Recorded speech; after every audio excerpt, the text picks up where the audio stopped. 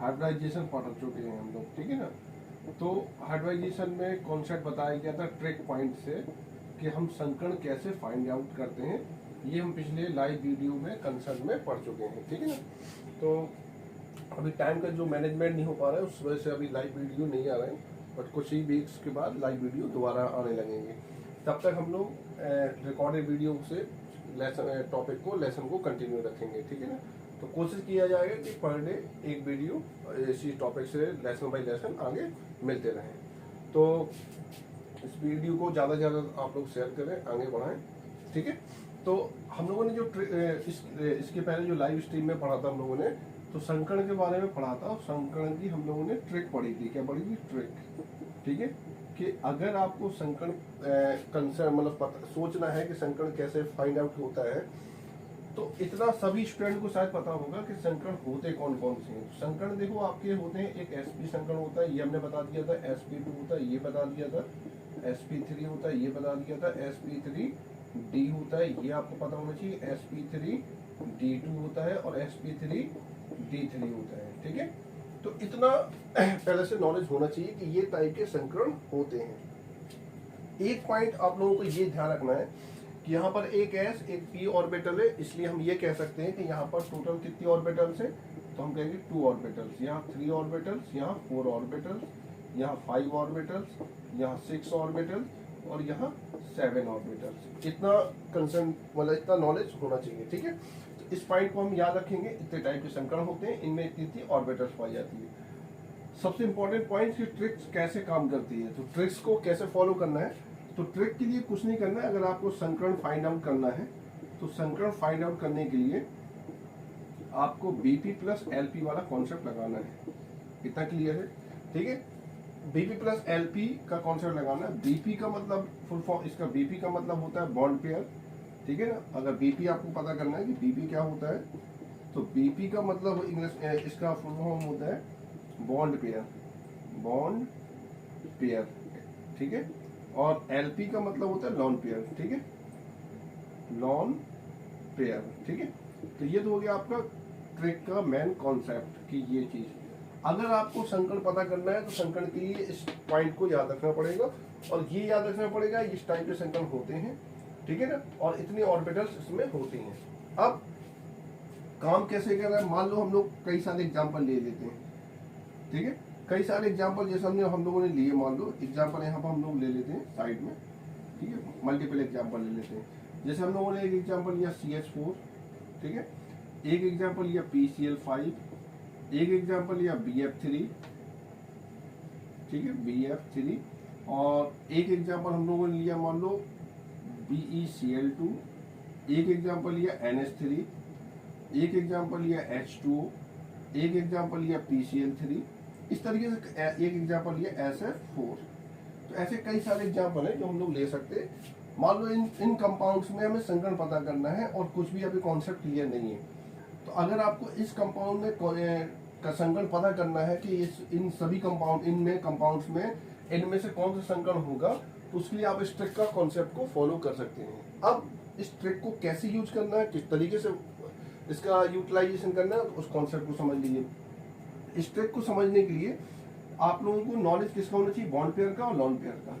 तो अगर हमें यहाँ पर स्टडी करना है कि कौन बॉन्ड पेयर होगा कौन लॉन पेयर होगा, तो देखो कॉन्सेप्ट क्या है। कॉन्सेप्ट में कुछ नहीं करना है। सबसे पहले हम लोग बॉन्ड पेयर ढूंढना सीखेंगे कि बॉन्ड पेयर कैसे कैलकुलेट करते हैं। तो देखिए इस कंपाउंड में सबसे पहला पॉइंट आपका होगा केंद्रीय परमाणु ढूंढना। क्या ढूंढना है? केंद्रीय परमाणु।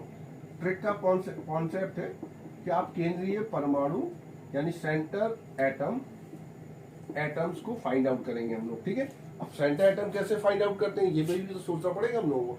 तो सेंटर एटम फाइंड आउट करने के लिए कुछ नहीं करना पड़ता है। जिस कंपाउंड में हम कहेंगे कि इसमें आपको लोगों को केंद्र कौन सा दिख रहा है, तो सभी लोग बता सकते हैं कि इसमें कार्बन दिख रहा है केंद्र। इसमें कौन दिख रहा है केंद्रीय परमाणु, तो फास्फोरस। इसमें केंद्रीय परमाणु बोरॉन, इसमें केंद्रीय परमाणु बेरिलियम, इसमें केंद्रीय परमाणु नाइट्रोजन, इसमें केंद्रीय परमाणु ऑक्सीजन, इसमें केंद्रीय परमाणु फास्फोरस, इसमें केंद्रीय परमाणु सल्फर। तो किसी भी फॉर्मुलाइजेशन में जिसकी संख्या, अगर कई बच्चे ये कहेंगे सर केंद्रीय परमाणु इसी को क्यों मार रहे हैं आप, तो उसके लिए तुम्हें इतना ध्यान रखना है जिस कंपाउंड में जिसकी संख्या मोस्टली एग्जांपल ऐसे होंगे कि जिस कंपाउंड में उस परमाणु की संख्या क्या होगी, कम होगी, वही केंद्र होगा। ये लगभग ये पैटर्न काम कर जाता है। तो इस तरीके से हम पता कर सकते हैं, और मोस्टली स्टूडेंट को ये बात पता होगी कि हाँ यही केंद्र होता है। ठीक है, तो हमने मान लो केंद्र फाइंड कर लिया। अब बात आएगी कि सर बीपी कैसे चेक करेंगे। तो देखो बीपी चेक करने के लिए कुछ नहीं करना है, बीपी का चेक करने का पैटर्न क्या है। तो मान लो हमें यहाँ बीपी चेक करना है, तो कुछ नहीं करना है, थोड़ा सा भी दिमाग को या ध्यान से लगाएंगे तो आराम से बीपी यहाँ देखो चेक कर लेंगे। हमने देखा, पूछा यहाँ केंद्र कौन है, तो आप लोग बताएंगे कार्बन केंद्र है। तो कार्बन जो केंद्रीय परमाणु आपको दिख रहा है, उसके जस्ट बगल में कितने हाइड्रोजन है, या हम कह लें कितने लोग हैं। तो यहाँ पर हाइड्रोजन व्यक्ति है, हाइड्रोजन एटम्स है हम लोग कह लें, और कितने बार हाइड्रोजन है, तो अब बच्चे कहेंगे सर 4 बार हाइड्रोजन है। कितने बार है, 4 बार। तो उस कंडीशन के हिसाब से बीपी कितना होगा, 4 होगा। यानी बीपी का मतलब होता है केंद्रीय परमाणु के, यानी इस परमाणु के बगल में जितने एटम्स होंगे वही क्या कहलाएगा, केंद्र बीपी कहलाएगा। तो हमने कहा इसके बगल में कितने लोग हैं भाई, तो सब बता देंगे 4 लोग हैं, तो बीपी कितना 4। इसके बगल में कितने लोग हैं 5, तो बीपी कितना होगा भाई 5 होगा यहाँ। इसके बगल में कितने लोग हैं 3 लोग हैं, तो बीपी कितना होगा यहाँ 3। इसके बगल में कितने लोग हैं 2 लोग, तो बीपी कितना होगा 2। इसके बगल में कितने लोग हैं भाई 3 लोग, तो बीपी कितना होगा 3। यहाँ ऑक्सीजन के बगल में हाइड्रोजन कितने हैं भाई 2, तो ऑक्सीजन कितना, हाइड्रोजन कितने होंगे बीपी 2 होंगे H2O में। इसी प्रकार इस कंडीशन में बात की जाए कि इसके बगल में कितने लोग हैं बीपी, तो हम सभी स्टूडेंट बता देंगे कितने होंगे 3 होंगे। इतना क्लियर है। अब सभी लोग इसमें कमेंट करके बताएं, 1 मिनट का टाइम है, थोड़ा देर रोक दिया हमने। सभी लोग कमेंट करके बताना है, कमेंट करके कि इसमें बीपी कितने होंगे। ठीक है, सभी लोग कमेंट डालें, 2 मिनट रुके हैं, सब लोग कमेंट में आंसर डाल दें कि सर इसमें इतना बीपी होगा। सभी लोग डालें 1 मिनट। हाँ, उसके अकॉर्डिंग हम कहें तो इसमें भाई कितने बीपी होगा, तो इसके बगल में कितने लोग हैं 4 लोग, तो इसका बीपी कितना होगा 4। तो देखो बीपी ढूंढना बहुत आसान है, ये हमने ढूंढ लिया। अब बात आएगी सर एलपी कैसे ढूंढेंगे, तो थोड़ा एलपी में दिमाग लगाना पड़ेगा। इतना भी कठिन नहीं, लेकिन एलपी में थोड़ा दिमाग तो लगाना ही पड़ेगा, तभी एलपी बनेगा भाई। तो एलपी कैसे करना है, तो एलपी भी देख लेते हैं। एलपी आपसे तभी बनेगा जब आपको 2 टाइप के कॉन्सेप्ट यूज करना पड़ेंगे। कैसे करेंगे, एलपी अगर आपको ढूंढना है, ठीक है ना, एलपी अगर आपको ढूंढना है तो कुछ नहीं करना है। इसमें केंद्रीय परमाणु आप ढूंढ ही चुके हैं, तो सबसे इंपॉर्टेंट पॉइंट कि केंद्रीय परमाणु जो होगा, केंद्रीय परमाणु का आपको बैलेंस इलेक्ट्रॉन लेना है। कौन सा इलेक्ट्रॉन भाई, बैलेंस इलेक्ट्रॉन यूज करने हैं, बैलेंस शेल इलेक्ट्रॉन। कौन से, बैलेंस शेल इलेक्ट्रॉन, यानी संयोजी कोष इलेक्ट्रॉन काउंट करने हैं। अब कई बच्चे कहेंगे सर कि हमें बैलेंस शेल इलेक्ट्रॉन ही नहीं पता है, तो हम कैसे फाइंड आउट करेंगे।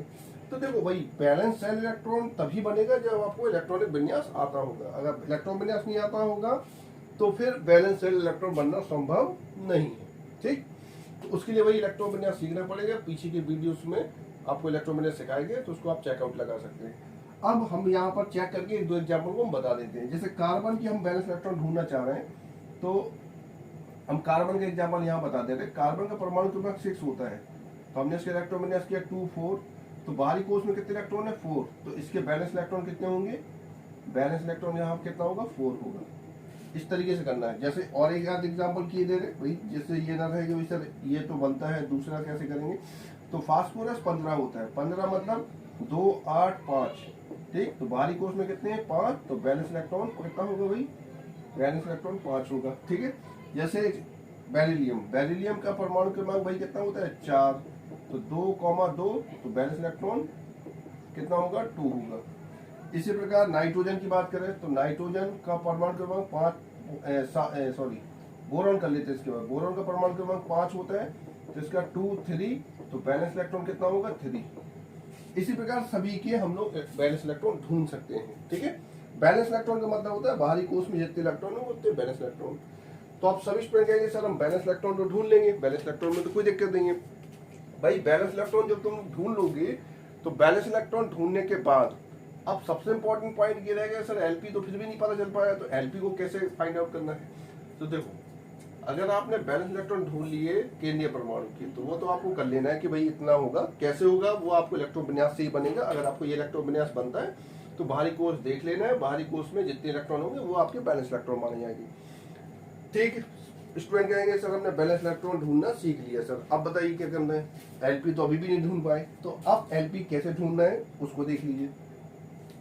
तो आप लोगों को करना क्या है कि केंद्रीय परमाणु ढूंढना है और उसके बैलेंस इलेक्ट्रॉन को ढूंढ लेना है। तो अब हमने कहा भाई बताओ कार्बन में कितने बैलेंस इलेक्ट्रॉन है, तो बता दोगे कि सर 4 बैलेंस इलेक्ट्रॉन है। फास्फोरस में हम पूछेंगे कितने बैलेंस इलेक्ट्रॉन है, तो बता दोगे 5 बैलेंस इलेक्ट्रॉन है। बोरॉन में कितने बैलेंस इलेक्ट्रॉन है, तो बता दोगे 3 इलेक्ट्रॉन है बैलेंस इलेक्ट्रॉन। बेरिलियम में तो 2 बैलेंस इलेक्ट्रॉन है। पॉइंट क्लियर है सभी को। अब कई स्टूडेंट कहेंगे सर हम तो ढूंढ ही नहीं पाते हैं बैलेंस इलेक्ट्रॉन, अब बताइए कैसे ढूंढेंगे बैलेंस इलेक्ट्रॉन।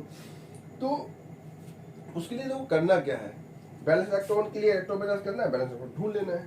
अब एलपी ढूंढने के लिए लास्ट पॉइंट और एक पॉइंट और ध्यान रखना होगा, क्या सा, बैलेंस इलेक्ट्रॉन ढूंढना सीख लिए, केंद्रीय परमाणु के बगल में, केंद्रीय परमाणु के एक पॉइंट तो ये याद रखना है, दूसरा पॉइंट याद रखना है केंद्रीय परमाणु जो होगा उसके बगल में जो एटम होगा, बगल में जो एटम्स होगा,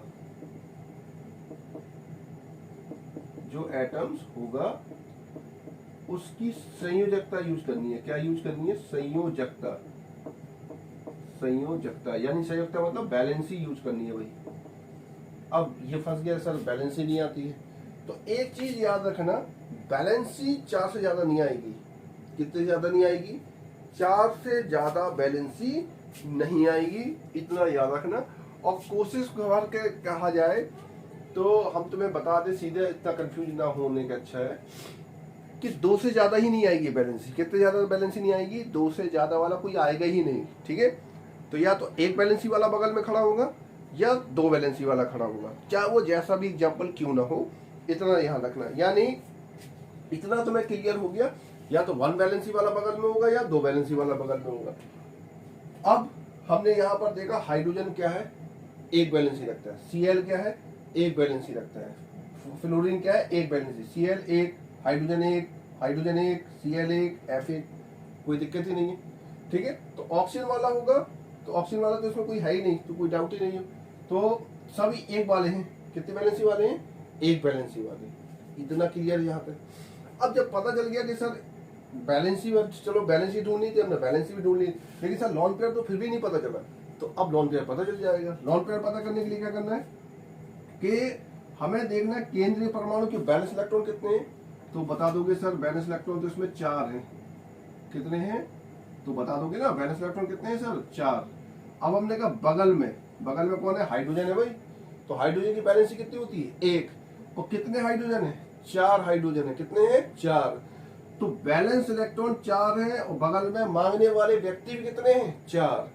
तो देने वाले के पास इलेक्ट्रॉन भी 4 है और मांगने वालों की डिमांड भी कितनी है, 4। तो 4 था, 4 इलेक्ट्रॉन दे दिए, कुछ बचा यहाँ पर, तो सब स्टूडेंट कहेंगे सर 4 था, 4 दे दिए, 4 - 4 0, कुछ भी नहीं बचा, कुछ भी नहीं बचा। फिर से देख लो, 4 बैलेंस इलेक्ट्रॉन थे, हाइड्रोजन का एक हाइड्रोजन 1 बैलेंसी मांगता है, तो 4 हाइड्रोजन 4 बैलेंसी मांगेंगे, तो 4 था इसके पास, 4 बैलेंसी बनाने में दे दिया। तो हमने कहा इस कार्बन के पास बैलेंस बॉन्ड बनाने के बाद कोई इलेक्ट्रॉन बचा, तो बच्चे कहेंगे सर नहीं बचा, अब कहाँ बचा है, उसमें नीचे तो चला गया। तो जब इसके पास इलेक्ट्रॉन नहीं बचा तो एलपी क्या हो जाएगा, 0। ठीक, तो ये बात बच्चे समझ में आ गया। अब समझ में आ गया लॉन पेयर कैसे, इसमें देख लो, इसके पास फास्फोरस के बाद बैलेंस इलेक्ट्रॉन कितने हैं, 5, तो हमने देख लिया भाई 5 है। Cl बैलेंसी कितनी बनाता है, 1, तो 1 फास्फोरस के बाद कितने हैं टोटल, तो बच्चे बताएंगे सर 5 है, तो लो भाई 5 लिख दिया। 1 Cl 1 मांग रहा है, 5 Cl 5, तो -1 × 5 जस्ट इक्वल टू 0, तो इसका भी एलपी क्या आएगा, 0 आएगा। अब क्लियर है। और देख लो फिर से एक एग्जांपल, अब थोड़ा सा, हाँ इसका देख लो, इसके 3 होते हैं बैलेंस इलेक्ट्रॉन, 3 मांग लिए, तो एलपी इसका भी कितना होगा, 0। यहाँ पे बैलेंस इलेक्ट्रॉन कितने हैं भाई, 2, 1 Cl 1 मांग रहा है, 2 Cl 2 मांगे, कुछ बचा, तो बच्चे कहेंगे नहीं बचा, तो यहाँ भी लॉन पेयर 0। अब यहाँ आते हैं, नाइट्रोजन के पास बैलेंस इलेक्ट्रॉन कितने होते हैं, तो नाइट्रोजन परमाणु क्रमांक 7 होता है भाई, 2 5 5 है तो बैलेंस इलेक्ट्रॉन कितना होगा भाई 5। तो पता चल गया बैलेंस इलेक्ट्रॉन कितना है 5। तो नाइट्रोजन के पास बैलेंस इलेक्ट्रॉन कितने हैं, तो बच्चे कहेंगे सर 5 है। एक हाइड्रोजन कितना मांग रहा है 1, तो 3 हाइड्रोजन कितना मांगेंगे 3। तो 5 था 3 चले गए, कितना बचा, तो बच्चे कहेंगे 2 इलेक्ट्रॉन। कितने इलेक्ट्रॉन 2। तो आप देख लो भाई लॉन पेयर का सीधा सीधा पॉइंट, बचे हुए इलेक्ट्रॉन कितने बचे यहाँ भाई 2 इलेक्ट्रॉन बचे। तो सीधा पॉइंट देख लो इस स्टार से, बचे हुए इलेक्ट्रॉन का हाफ या आधा क्या कहलाता है लॉन पेयर की संख्या। तो यहाँ पर 2 इलेक्ट्रॉन बचे थे उसका आधा कर दें तो एलपी यहाँ कितना आ जाएगा 1 आ जाएगा। पॉइंट क्लियर है, इसको देख लो। ऑक्सीजन कहाँ है भाई, ऑक्सीजन ऑक्सीजन ऑक्सीजन ऑक्सीजन तो नहीं है भाई, चलो हम कर लेते हैं ऑक्सीजन का। ऑक्सीजन का होता है 8 का मतलब 2 6, बैलेंस इलेक्ट्रॉन कितना 6, तो मिल गया 6 इलेक्ट्रॉन। तो कितने हैं इसके पास 6 इलेक्ट्रॉन। 6 इलेक्ट्रॉन अगर इसके पास है तो बांटना कितना है, एक हाइड्रोजन 1 मांगेगा, 2 हाइड्रोजन 2 मांगेंगे, तो भाई 6 था 2 बांट दिए यानी 2 बॉन्ड बनाने में चले गए। तो कितने बचे 4 बचे। तो क्या लाइन लिखी स्टार में, बचे हुए इलेक्ट्रॉन का आधा कर देना है। तो जैसा कि अब देखिए स्टूडेंट, जैसे आप देख लिया कि ये ऑक्सीजन है तो इसका बैलेंस, इसमें कितने बैलेंस ही है, टोटल बैलेंस इलेक्ट्रॉन 6 हैं। ठीक है स्टूडेंट, तो कितना बाहरी कोष में होगा 6 इलेक्ट्रॉन। अब इसमें देखो 6 इलेक्ट्रॉन है, ठीक है। 6 इलेक्ट्रॉन के अकॉर्डिंग इसको कितने देने वाला है उसके अकॉर्डिंग, तो 6 इसके पास हैं, 2 दे दिए, कितने दे दिए 2। तो 6 इलेक्ट्रॉन थे 2 दे दिए, कितने बचे 4 बचे, उसका आधा करेंगे, कितना करेंगे आधा। तो 4 में से 4 का आधा कितना होगा 2 इलेक्ट्रॉन, कितने होंगे 2, तो एलपी कितना आएगा 2 आएगा। ठीक है स्टूडेंट्स, अब इसका तो पहले से पता है कि इसका 2 हो गया, इसका पहले से पता है कि ऑक्सीजन में यहाँ बैलेंस इलेक्ट्रॉन 6 थे, 6 में से 4 थे, 4 में से 2 इलेक्ट्रॉन हम लोगों ने क्या किए इस बॉन्ड पेयर बनाने में चले गए, तो ओनली 4 बजे 4 का 2 आधा होगा। इसका पहले से पता है एलपी कितना था 1 था। ठीक है स्टूडेंट, 5 थे, 5 में से 3 चले गए, 3 का कितना बचा 2 बचा, 2 का हाफ कितना होगा 1 लॉन पेयर। ओके स्टूडेंट, अब नेक्स्ट में आ जाते हैं। तो इसमें आपको कितना दिखाई दे रहा है एलपी, तो एलपी देख लीजिए फास्फोरस में कितने इलेक्ट्रॉन है, तो 5 हैं, पीछे पड़ चुके हैं, दिख रहा है 5 में बैलेंस इलेक्ट्रॉन 5 है, 5 इलेक्ट्रॉन उसके बाद बैलेंस है। अब उसने 5 इलेक्ट्रॉन में 3 दे दिए सीएल को, कितना बचा 3 दे दिए, 2 बचा ना, कितना बचा इलेक्ट्रॉन 2, तो 2 के अकॉर्डिंग कितना आएगा हाफ 1, तो एलबी कितना होगा 1 होगा। अब सल्फर में, सल्फर के अकॉर्डिंग हम देखें सल्फर का बैलेंस इलेक्ट्रॉन कितना होता है, तो ऑक्सीजन के अकॉर्डिंग होता है 2 8 6। ठीक है स्टूडेंट, अब 6 इलेक्ट्रॉन थे, 4 इलेक्ट्रॉन दे दिए, कितना बचा, ठीक। अब उसके बाद 4 में से 2 बचे, 6 इलेक्ट्रॉन थे, 4 दे दिए, तो 2 इलेक्ट्रॉन बचे, 2 का हाफ 1, तो एलबी कितना आएगा 1। तो ये पॉइंट है 1 आएगा। अब ये आप लोगों ने जज कर लिए कैसे इसका बैलेंस इलेक्ट्रॉन निकालना है, इसका कितना बीपी, ठीक है 5 इलेक्ट्रॉन, इतना ज़्यादा टेंशन उसमें लेने की ज़रूरत नहीं है। देखिए भाई ये पॉइंट है, क्लियर कर लिया आप लोगों ने, ठीक है। अब आप लोगों को जो बॉन्ड इसमें देखने वाला पॉइंट है कि बीपी और एलपी देखना कैसे, तो देखो इसका एक पॉइंट है, बीपी आपने सबको पता ही है बीपी कितने हैं सभी के, इसके 4 हैं, इसके 5 हैं, इसके ये सब है। अब आप लोगों को सिर्फ ज़्यादा उसमें पॉइंट लगाने की दिमाग की ज़रूरत नहीं है। अगर आपको फिर भी और कोई तरीका पॉइंट समझना है कि इसको कैसे कंट्रोल करेंगे, तो बीपी देखिए आपको पास पता है 4 है, ठीक है, बैलेंस इलेक्ट्रॉन 4 है इसके। तो अगर आपको लॉन पे पता करना है तो बहुत आसान तरीका है लॉन पे पता करने का। जैसे मान लो आपको बैलेंस इलेक्ट्रॉन याद भी नहीं है, तो उसके लिए करना कुछ नहीं है। देखो इसके 5 बैलेंस इलेक्ट्रॉन है, 5 ही बीपी हैं, तो कुछ नहीं बचा 0। इसके बाद बैलेंस इलेक्ट्रॉन 3 तो 0। इसका बैलेंस इलेक्ट्रॉन 2, बीपी भी 2, कुछ नहीं बचा, तो एलपी 0। और 2 कैसे लग गया इसका भी क्या होगा 0। ठीक है, तो जितने बैलेंस इलेक्ट्रॉन है उसमें से बीपी घटा दे, कम कर देना है, बचेंगे। तो यहाँ पे बीपी कितना था 3, बैलेंस इलेक्ट्रॉन 5, तो 2 का हाफ 6 थे, 6 में से 2 तो बीपी में चले गए, कितने इलेक्ट्रॉन बचे 4 का हाफ 2। ठीक है, इसमें कितने थे 5 थे, 5 में से 3 बीपी में चले गए, तो कितने बचे 2 का हाफ 1। यहाँ पर कितना बैलेंस इलेक्ट्रॉन 6 थे, 6 में से 4 बीपी में चले गए, कितने इलेक्ट्रॉन बचे 2 का हाफ 1। तो इससे कंफर्म हो रहा है कि इसका बैलेंस लॉन पेयर कितना होगा 1 होगा। बस इतना सा पॉइंट है, कुछ नहीं करना है, बॉन्ड पेयर को उसको आपको देखना है, ठीक है स्टूडेंट्स, और उसी पॉइंट को आपको जज करना है। ये बात बैलेंस इलेक्ट्रॉन भर याद हो तो बस कुछ नहीं करना है, बैलेंस इलेक्ट्रॉन देखना है और उसके बीपी को चेक करना है आप लोगों को। फास्फोरस जैसे बीपी 5 है, बैलेंस इलेक्ट्रॉन 5 है, 5 में 5 घटा दी, कुछ नहीं बचा भाई, ठीक है। इसमें क्या है, इसमें जैसे 4 है, 4 में से 4 घटा दिए तो बस कुछ नहीं बचा, जब बच ही नहीं रहा है तो लॉन पेयर 0 होगा। इतना पॉइंट्स को आपको क्लियर करके रखना है, ठीक है। अब लेकिन स्टूडेंट ये बात तो बोलेगा कि सर अभी इतना कर लिया, बीपी ढूंढ लिया, एलपी ढूंढ लिया, लेकिन अभी संकट में कैसे निकालेंगे, संकट भी तो पता करना है हम लोगों को। तो सर संकट तो आप बता ही नहीं है। तो देखो संकट बताने के लिए उसमें पॉइंट नहीं, दिक्कत नहीं है। अब बीपी के लिए और एलपी ढूंढने के लिए उसमें देखो सिंपल सा पॉइंट देखो क्या है।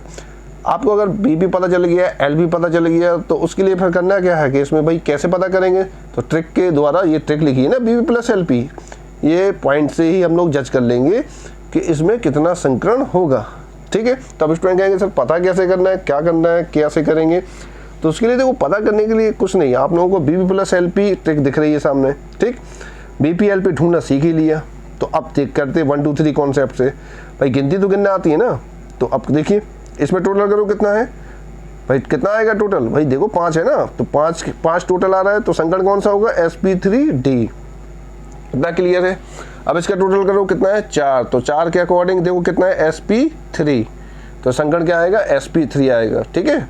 इसका टोटल कितना है, 3, तो 3 के अकॉर्डिंग कौन सा आएगा, सामने देखो sp2, तो संकट कौन सा आएगा, sp2। इसका sp क्योंकि 2 है, इसका टोटल करें 4 तो sp3, इसका टोटल करें 4 तो sp3, इसका टोटल करें तो 4 तो sp3 आएगा, इसका टोटल करें भाई कितना आया 5 तो sp3d आएगा, ठीक। तो अब ये पॉइंट कितना सिंपल पॉइंट्स है, तो इसमें आसानी से समझ में आ जाएगा, कहने वाली कोई पॉइंट ही नहीं है। तो बस इतना ध्यान रखना है कि आराम से इसको लॉजिक को समझना है, समझने के बाद क्लियरली बस इस टाइप का पैटर्न लगाना है, ठीक है।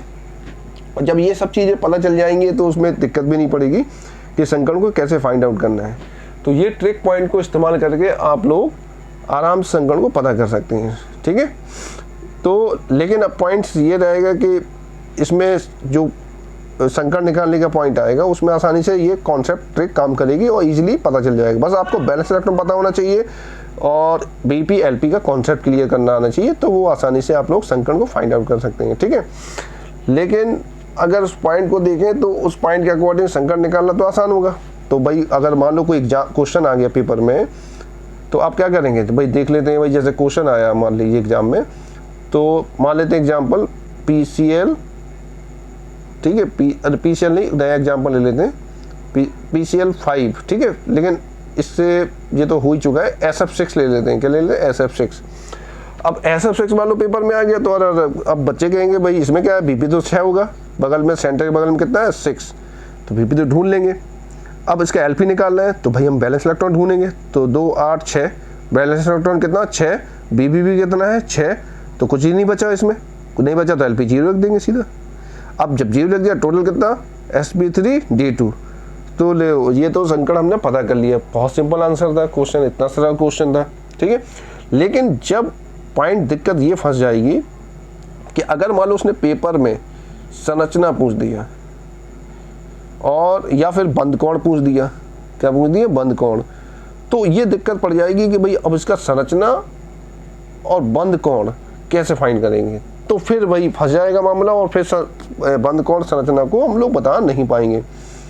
तो उस कंडीशन पे फिर क्या करना है, कैसे सॉल्व करना है, तो इसके लिए हम लोग नेक्स्ट वीडियो में अलग से इसको स्टडी करेंगे, इसको डिफाइन करेंगे कि कैसे इसका हम बंद कोण या संरचना निकाल सकते हैं, कैसे डिफाइन कर सकते हैं, ठीक है। तो इसके लिए नेक्स्ट वीडियो में हम लोग स्टडी करने वाले हैं। जब तक आप लोग संकट निकालने का कॉन्सेप्ट समझ ही चुके हैं तो उसमें आपको कोई दिक्कत होनी नहीं चाहिए, ठीक है।